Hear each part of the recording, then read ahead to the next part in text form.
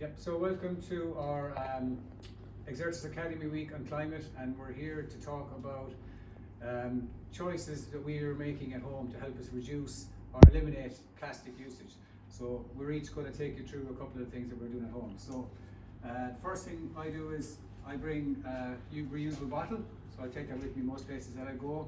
So if I know if I'm driving from here to home, I will refill this before I leave work, and that means I don't have to stop along the way, and that's one bottle eliminated from basically from production. If anyone that has kids at home, they'll be very familiar with these Haribo packs. There's 16 mini bags inside of this. We've been buying these for ages, but about 6 months ago, because of just more increased awareness, we stopped buying these, and we started just buying like bulk bags, normally actually bigger than this, and we would then just throw a few jellies in the bowl and give them to the kids. Exact same thing, and it avoids all of that plastic. And rice, so I eat quite a bit of rice, so I normally buy boil in the bag rice because it's great, convenient. What's bad about convenience? Well, it's not very convenient for the planet. So I actually realised that I can just buy the normal rice in a big bag in a colander, and it does the exact same job, just to strain the rice, and it's no more or no less convenient than anything else. So that saves 4 pieces of plastic out of this bag. Going back probably about 6 months ago, we used to use a lot of cling film for kids' lunches in particular, and for covering. If I cook something and I need to eat it the next day, I've covered it in a plate or bowl, whatever the case may be. So we used to use a lot of this.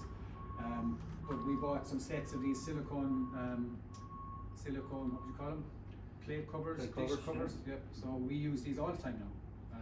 And I'd say if we bought 1 roll of cling film in the last 6 months. And the other thing that stopped us from using cling film is we buy, I meant to bring them but I didn't, we buy the, call it the eco paper bags from Aldi, which are the lunch bags that we put the kids' sandwiches into, in paper bags rather than putting them into tin foil or cling film. And the last thing is just an awareness thing, which is, it was two learnings for us for this was, anyone that has kids, you go through a hell of a lot of wipes, right?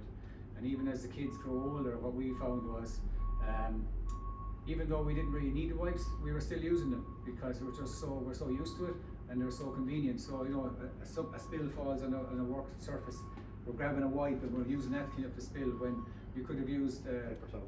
Well, not even a paper towel, like a sponge or something. Reusable cloth. Yeah, reusable cloth. Yeah. So that was we stopped using the wipes, so we cut down to the volume that we were using. But also we started paying attention to the wipes that we're buying.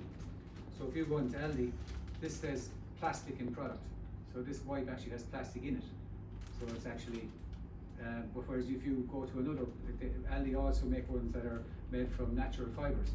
So it's about making the right choices when you're actually buying the wipes in the first place, and obviously eliminating them is better than in the first place. So Colin. So similarly, we try to adapt a lot of stuff that Paul has. The reusable bottle is a great one for everybody, I'm sure, but just a couple of others. We do like curry, so get lots of takeaways. End up with our plastic containers, very usable. They go in the freezer. I have some stuff in the garage where I keep nuts and bolts inside, any bits and pieces I want. They're sealable, they're airtight, they're a fantastic product, actually quite robust, and they do last. And instead of chucking that into landfill or unrecyclable plastic, it becomes a reusable item, has a second life, and because it's quite robust, it can be used for quite a long time and goes on and on. So it saves buying additional toolboxes, or it saves buying freezer bags, or it saves buying anything else, and just use the same plastic container over and over. And another one we like to do, the kids when they were younger, I have a grandchild though, he likes to cook and bake, so we started baking some bread at home, organic bread, different flavours, different types. And what it does is it engages everybody in family time, but it also eliminates the use, or eliminates us buying bread which is packaged in plastic. So a lot of our brown breads and a lot of our spelt breads come in plastic packaging, so we've eliminated that completely by just moving to baking at home. As you, what do you got first? I used to buy this spaghetti, as you can see, it's in a plastic bag.